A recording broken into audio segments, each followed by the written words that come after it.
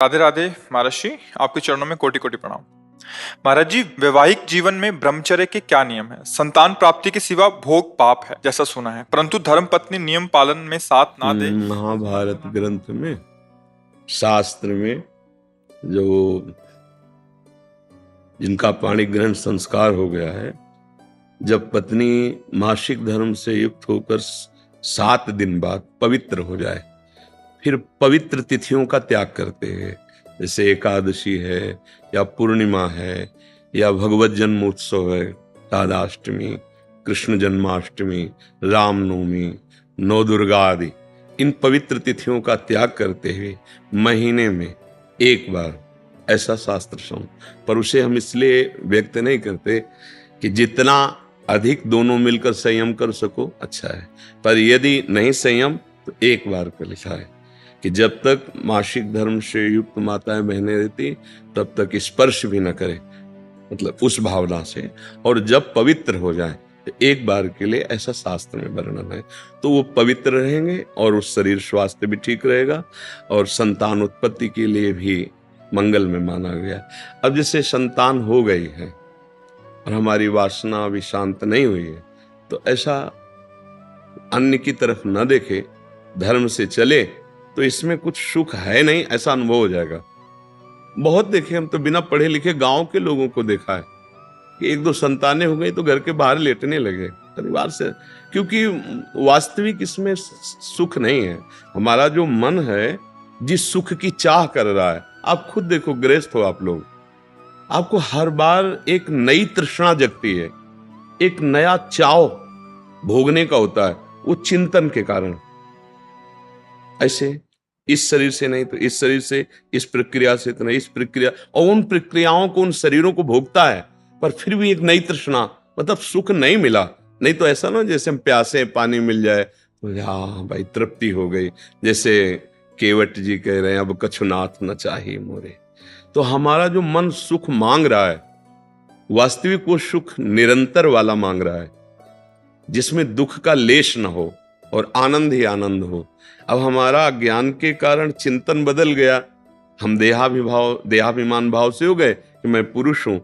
अब हमारी मांग 5 ज्ञानेंद्रियों और मन के सहित, मना कष्टान इंद्रियाणि प्रकृति स्थान कर सती, अब वो प्रकृति से सुख चाहने लगा। हर इंद्रिय हमारी प्रकृति भोग में, और इसका नाम भगवान ने गीता में रखा है दुखालयम अशाश्वतम। तो हर भोग का अंतिम परिणाम खाली हाथ, अशांति और भारी भोग तृष्णा।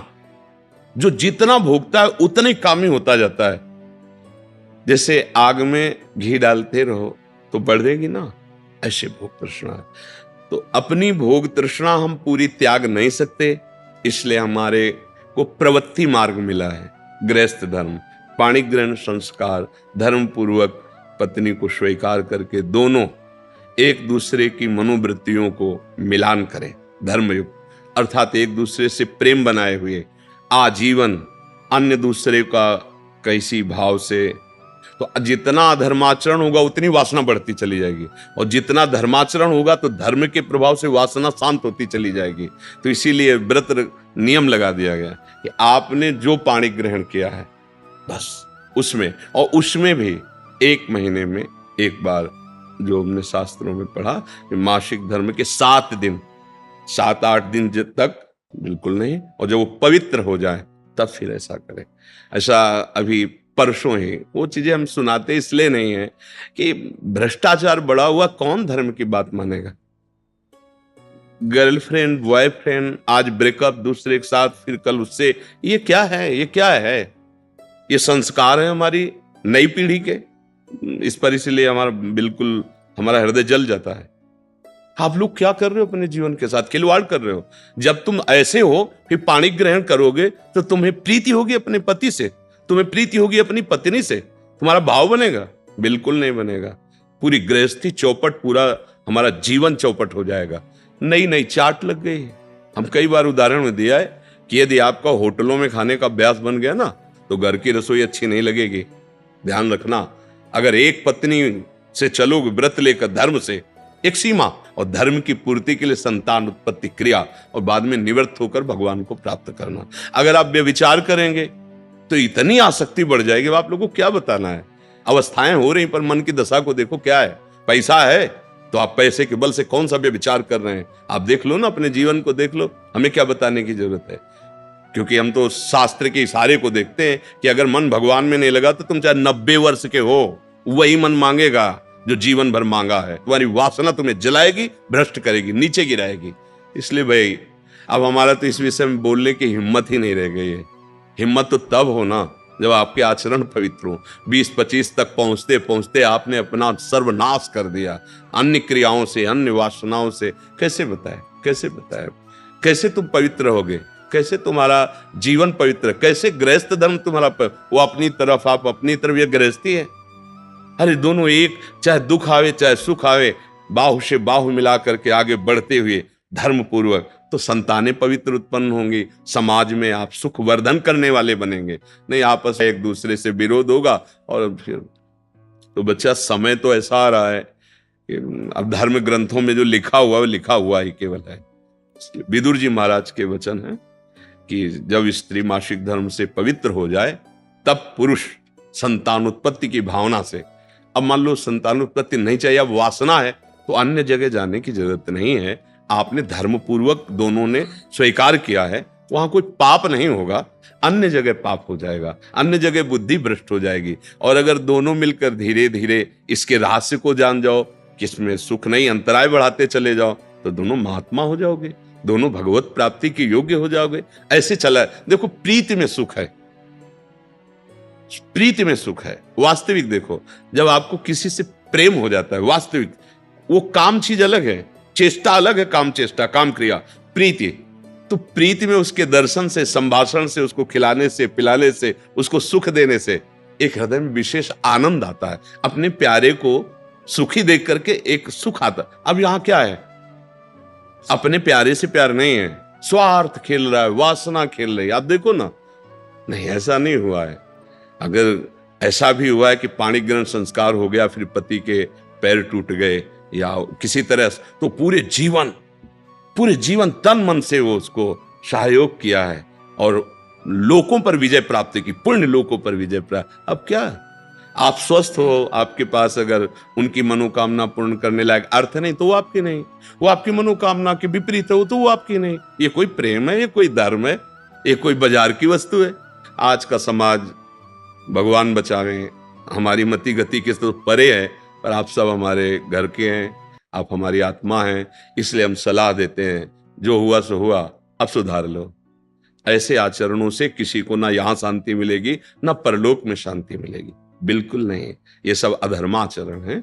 धर्म पूर्वक चलोगे तो निश्चित जो एक योगी को परमात्मा मिलता है वही आपको मिल जाएगा, क्योंकि आपका मार्ग प्रवृत्ति मार्ग है।